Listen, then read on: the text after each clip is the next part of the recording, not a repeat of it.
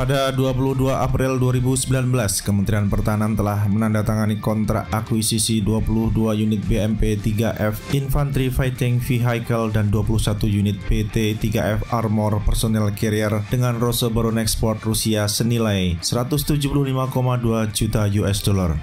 Pengadaan 22 unit BMP-3F merupakan pembelian gelombang ketiga karena sebelumnya 54 buah kendaraan lapis baja yang dilengkapi dengan meriam kaliber 100 mm ini telah melengkapi sistem senjata Korps Marinir.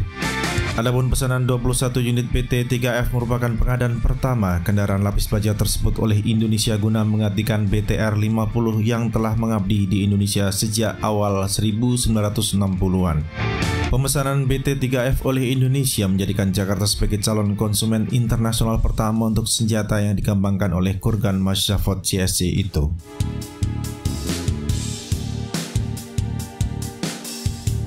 Namun impian Indonesia menjadi pengguna pertama BT-3F di luar Rusia dan menambah jumlah tank amfibi untuk Cavalry Corps Marinir sampai sekarang tidak terwujud karena katsa yang diterapkan oleh Amerika Serikat.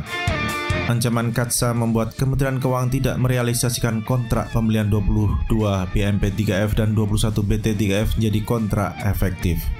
Upaya Rusia untuk meneruskan kontrak tersebut termasuk menawarkan fasilitas pembiayaan dari lembaga keuangan Rusia tidak mendapatkan respon yang diharapkan dari Indonesia. Karena katsa kontrak itu hingga kini nasibnya menggantung, yaitu tidak dibatalkan akan tetapi tidak pula dilanjutkan.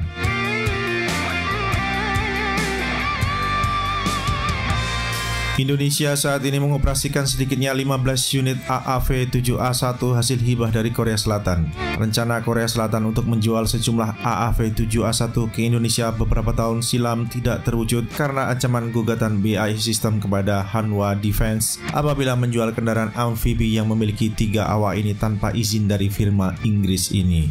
Sebagaimana diketahui, kendaraan lapis baja yang mempunyai power to weight ratio 15,8 horsepower per ton ini didesain dan diproduksi oleh FMC Corporation sebelum dialihkan kepada United Defense pada tahun 1994. Dan selanjutnya United Defense diakuisisi oleh BAE Systems pada tahun 2005. Produksi AAV-7A1 di Korea Selatan dilakukan oleh Samsung Techwin sejak tahun 1996 hingga tahun 2000 berdasarkan perjanjian dengan United Defense pada tahun 1995.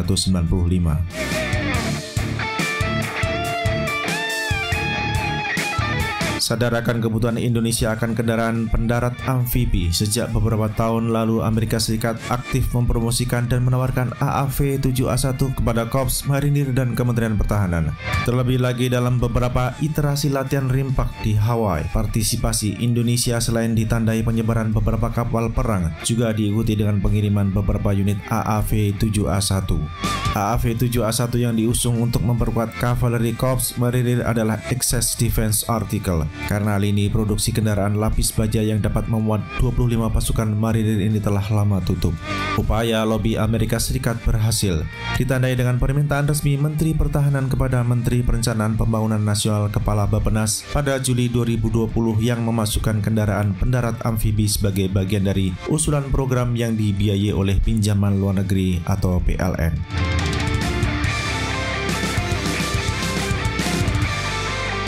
Gayung bersambut dengan langkah Kementerian Perencanaan Pembangunan Nasional atau Bappenas memasukkan program kendaraan pendarat amfibi ke dalam daftar rencana prioritas pinjaman luar negeri DRP PLN. Kementerian ini mengusulkan pembelian sebanyak 20 unit AAV-7A1 dengan nilai total 70 juta US dollar agar mendapatkan fasilitas pendanaan dari Kementerian Keuangan.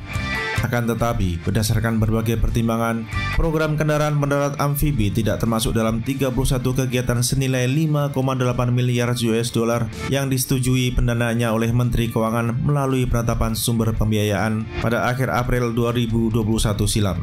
Dengan kata lain, masih perlu perjuangan ekstra bagi Kementerian Pertahanan untuk meyakinkan Kementerian Keuangan akan pentingnya pendanaan program kendaraan pendarat amfibi.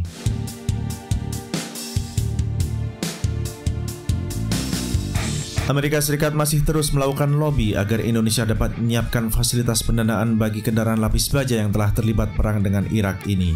Washington mendorong pula Jakarta agar segera menandatangani Letter of Request LOR for Letter of Offer and Acceptance (LOA) AAV-7A1. Apabila Indonesia menandatangani LOR for LOA, maka Amerika Serikat melalui Defense Security Cooperation Agency dapat memproses lebih lanjut, termasuk memberikan informasi quotation yang tercakup harga total di dalamnya.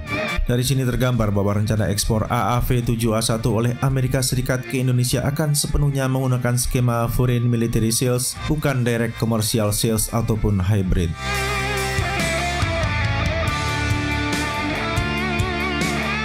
Mari kita lihat bagaimana perkembangan dalam bulan-bulan ke depan terkait penawaran AAV-7A1.